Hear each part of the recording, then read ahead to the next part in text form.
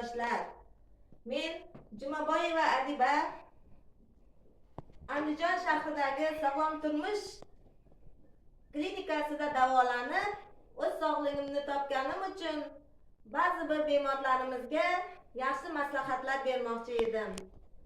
Mana shu dorilardan men iste'mol qilib, pankarayt, ipkarayt, sabr malham dorilardan iste'mol qilib, o'z sog'lig'imni topdim va buning uchun doktor Jalilovga katta minnatdorchilik bildirmoqchiman.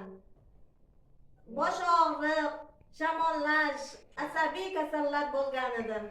Shu dorilardan iste'mol qilib, men o'z sog'lig'imni topib, bu kasalliklarni yo'qotdim va doktor Jalilovni aytgan maslahatlarini amalga oshirib berdim. O'zimni sog'lig'imni topdim. Bemorlar, agar sizlarda ham shunday kasalliklar bo'lsa, shu dorilardan iste'mol qilib, o'z sog'lig'ingizni topishingizni maslahat beraman. Sabr malham, bu o'z bosh og'rig'ingiz, asabiylik sabrlarni o'ziga keltiradigan dorilar. Pankarayt, ipkarayt dorilari tetiklashtirib, o'zingizni bardam qiladi. Pankarayt dorilaridan, mana bu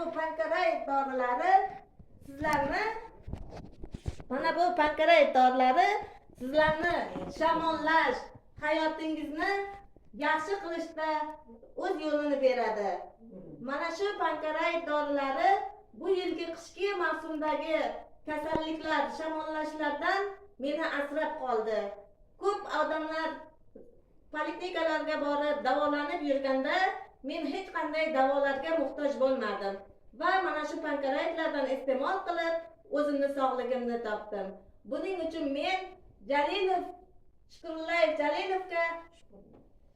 Jalilovga o'z minnatdorchiligimni bildiraman va bemorlarimga shu dorilardan iste'mol qilishni maslahat beraman. Yonimda bo'ldi.